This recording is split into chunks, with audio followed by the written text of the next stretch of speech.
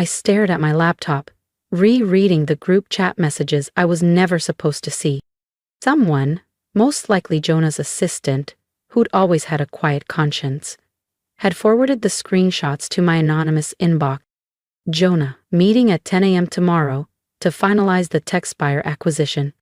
Order him 2A. Marla, should we include Emily? Marla. She's not really family. Jonah. Exactly. She'll just overcomplicate it again. Remember that nonsense she pitched about equity sharing? Marla, she seriously thinks this is a co-op or something. It's embarrassing. I lowered the screen, my jaw tightening in silence. The irony was almost laughable. Because I was reading their texts from my private office on the 52nd floor of Everland Labs Tower in downtown Seattle. As its founder, lead engineer, and majority stakeholder. For nearly 5 years, I'd operated under the radar, building one of the Pacific Northwest's most disruptive biotech automation firms. Journalists called me a silent storm. VCs called me visionary. My stepfamily? They still called me naive. They had no idea. It all started when I was 17. My mother married Patrick Whitman, a wealthy biomedical consultant with 2 kids from his first marriage, Jonah and Marla.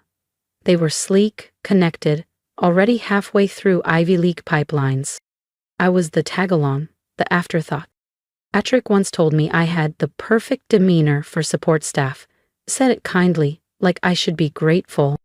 But while Jonah schmoozed executives and Marla hopped continents under the guise of innovation tours, I waited tables and taught myself neural systems engineering through late-night courses and open-source labs. That equity pitch they mocked? That was the last time I tried to help Whitman Biotech. They laughed me out of the room. Just once. 2 months later, I launched Everland Labs. Today, they're finalizing a deal to sell their failing company. Fear me. And they still have no idea who's behind it. Not yet. The vision I'd nurtured, AI systems that optimized biotech for people, not just profits, became the core of Everland Labs. Within the first year, we landed the Cascade Med contract that Whitman Biotech had counted on for expansion. Within 3 years, we were their top competitor. And now, after a series of quiet buyouts and cleverly masked investor takeovers, I was about to do what once seemed impossible: acquire Whitman Biotech outright. Their empire was collapsing. Years of nepotistic leadership, reckless spending, and tone-deaf public campaigns had shredded their value. Major contracts were bailing, their board was panicking. Then came Everland Labs with a lifeline, a buyout offer so clean, so generous they could barely believe their luck. The only mystery? The elusive CEO, known only as E-Ray, insisted all communication go through legal counsel. Jonah and Marla never questioned it. They assumed some reclusive billionaire wanted a legacy buy. They had no idea. My screen blinked. Meeting, remember, Whitman Biotech Emergency Board vote, 3:00 p.m. I had requested that time weeks ago, right when I saw Jonah and Marla block it off for their secret pitch to Everland's ghost CEO. They thought they were about to dazzle a new investor. They were about to meet their new employer. I reached into my desk drawer and pulled out a faded photo. Me at 17, standing beside my mom on a rainy afternoon at Green Lake. She passed a year later. Patrick married within 6 months, and Angela erased my mother's name from the firm's history the same week. "You're not a child anymore," she said coldly. "You'll have to build your own future." So I did. And now I was buying the company she stole. I tapped my earpiece. "Nadia, are we ready?" "Yes, Miss Kim," she replied smoothly. "Legal is standing by, the board just needs to sign." And Jonah and Marla still think E-Ray is some retired MIT robotics guru. I smirked. They'd been enchanted by the fake Wired profile we planted last fall. An aging recluse with a mysterious past and deep funding ties. Their exact image of tech royalty. "Perfect," I said. "Make sure the boardroom feed is recording. I want everything on file." Then I stepped into the private restroom. The woman in the mirror barely resembled the teenager they used to mock. Chin lifted, tailored navy blazer, smooth hair, clear eyes, quiet power. Let's show them who I really am. The last touch, thin, understated glasses. I didn't need them, but they added just enough distance to mask familiarity. To anyone who hadn't seen me since I was 17, I'd look like a composed, sharp executive. Mrs. Kim? Nadia's voice returned via the intercom. The Whitmans are here. Boardroom 2C. And the camera? Live feed's running, would you like the link? I opened the stream on my laptop. Jonah and Marla Whitman. Still arrogant, still dressed like Texaclub influencers who just stepped off a private jet. Jonah was whispering something, showing Marla his phone. She rolled her eyes, then laughed, shrill and rehearsed. Can you believe Emily applied here? He said. As a systems analyst. Like Everlyn would even read that. Marla scoffed. Seattle Community College? Sad. I heard she's working for some garage startup in Redmond. Tragic. Didn't react? I wanted to hear that. Because that resume, it was mine. A controlled leak. A manipulated LinkedIn trail, all bait. They thought I wanted a seat at their table. They didn't realize I owned the building. 2:25 p.m. Almost showtime. Before I opened that boardroom door, I took one last breath, because what happened next changed everything.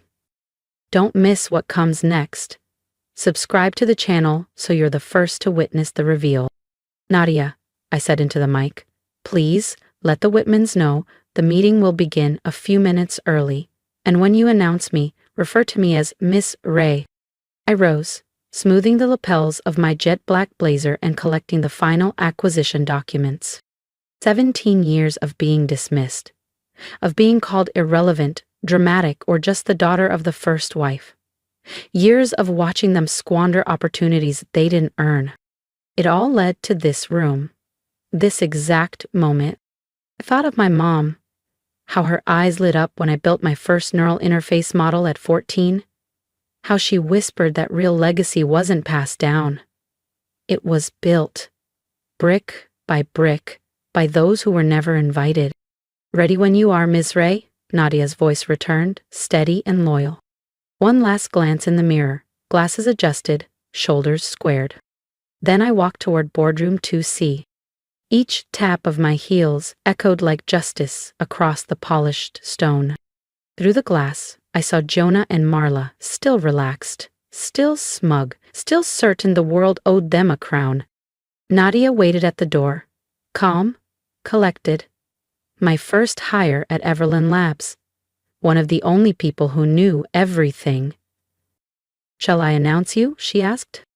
I nodded. Let's begin. If you're ready to witness the moment truth shatters legacy, make sure to subscribe. You won't want to miss what comes next. I inhaled once, steadying my breath, as years of exclusion hardened into power.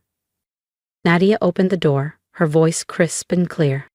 Mr. and Miss Whitman, allow me to introduce E. Ray, CEO of Everlyn Labs. I stepped into boardroom 2C. Jonah and Marla turned, expecting someone else. Their faces shifted, polite, then puzzled, then pale. Hello, Jonah. Marla? I smiled, channeling Angela's signature ice. Shall we talk about the future of Whitman Biotech?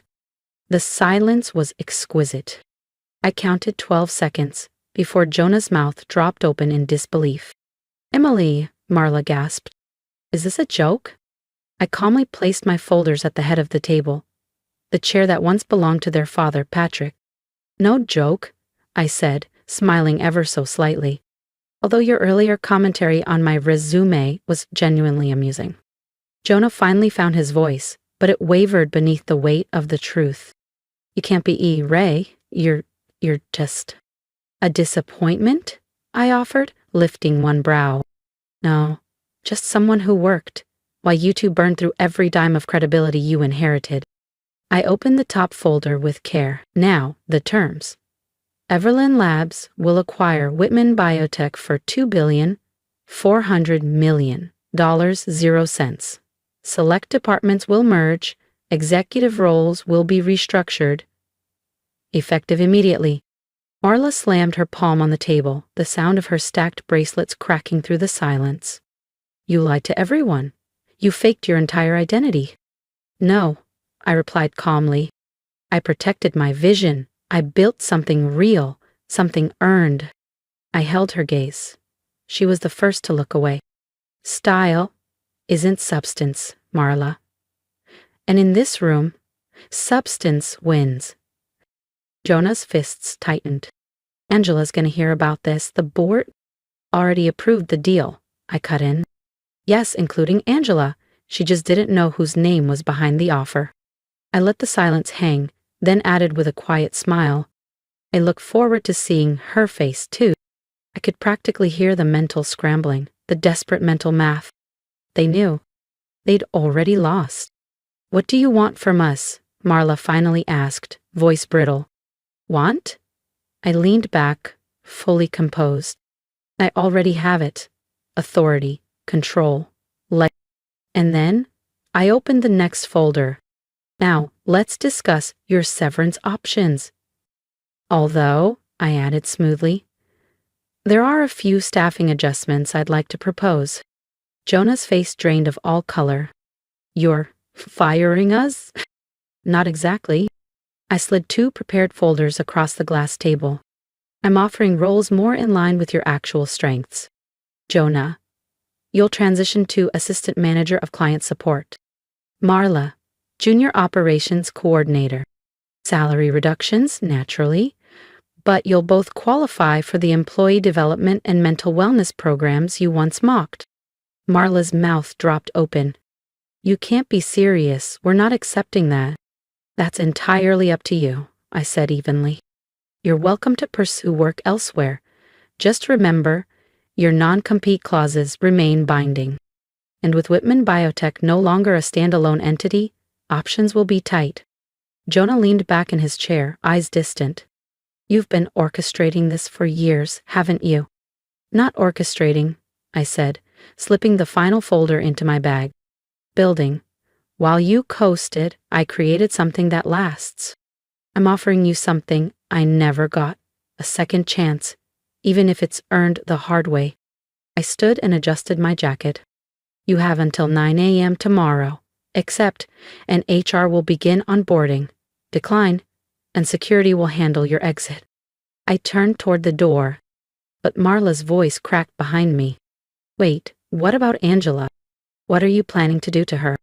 I paused, hand on the handle. Angela made her choices 15 years ago, I said without looking back. Now she'll live with the result. I glanced over my shoulder, expression unreadable. And something tells me she's watching already. Oh, and don't bother warning her, I added calmly. She's already in a board meeting, one where she's about to meet E-Ray for the very first time. The second meeting of the day was already underway, held in the Grand Executive Suite atop the Everland Tower with sweeping views of Elliott Bay. I could see Angela through the glass, poised, immaculate, her signature pearl earrings in place, posture rigid and proud, ready to dazzle whatever old money CEO she imagined was behind the acquisition. Nadia stood by the door. They're ready for you, Miss Ray. Should I announce you? No, I said softly, a slow smile forming. I think I'll handle this one personally. I pushed open the door and watched as Angela Whitman's sculpted confidence cracked for the first time in years. Good afternoon, I said to the room, but my eyes never left hers.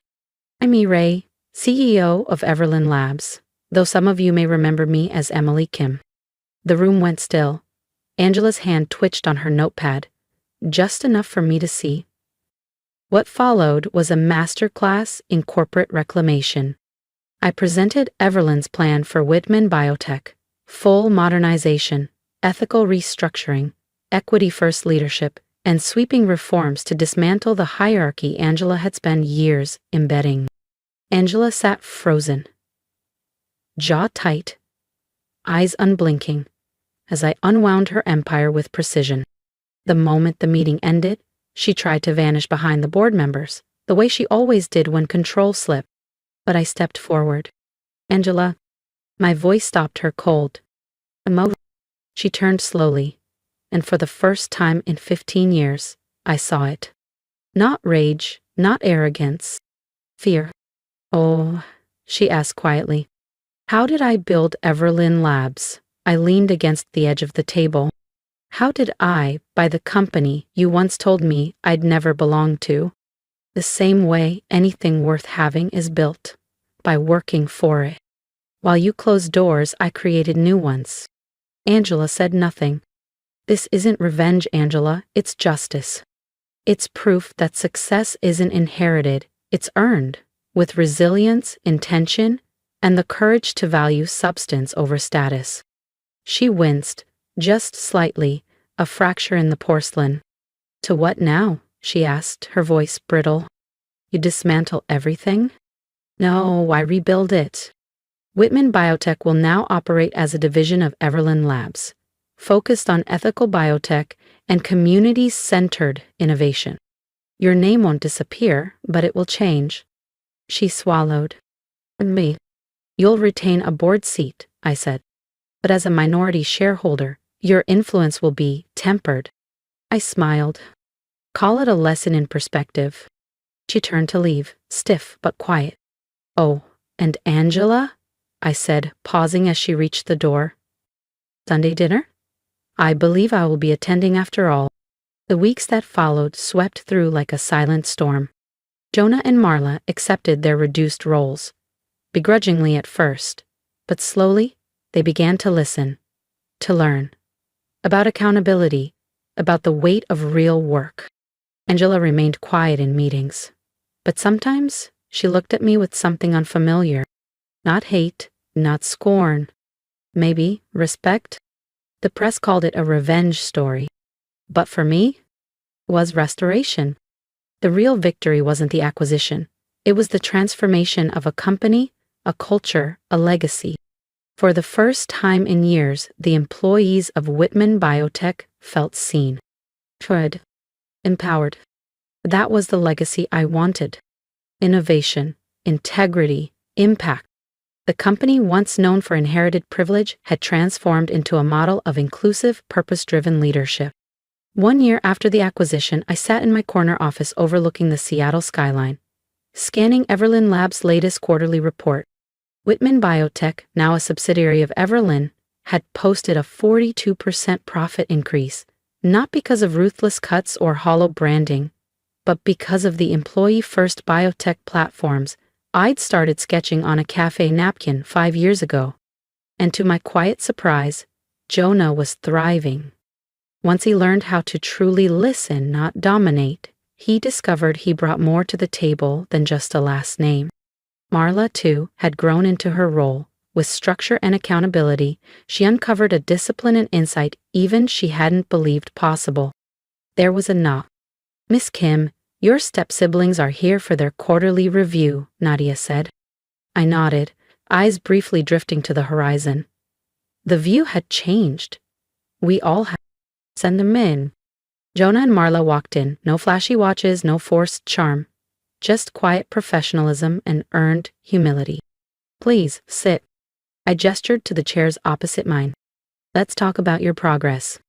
As we moved through their development plans, my mind flickered to my mother. She used to tell me that success wasn't about silencing others, it was about becoming someone worth listening to. I hadn't taken over Whitman Biotech to crush them. I did it to reveal a deeper truth. That merit, not bloodline, defines legacy. And maybe, by rebuilding what they nearly destroyed, we all became something better. Not out of vengeance, but purpose. And in that, I found something greater than triumph. Peace. If this story resonated with you, share your thoughts in the comments. Have you ever been overlooked by those who should have lifted you up? I didn't build Everlyn Labs just to win. I built it to prove that quiet strength outlasts loud entitlement. Subscribe to the channel and let's keep these stories alive. For every builder, dreamer, and underestimated soul still rising.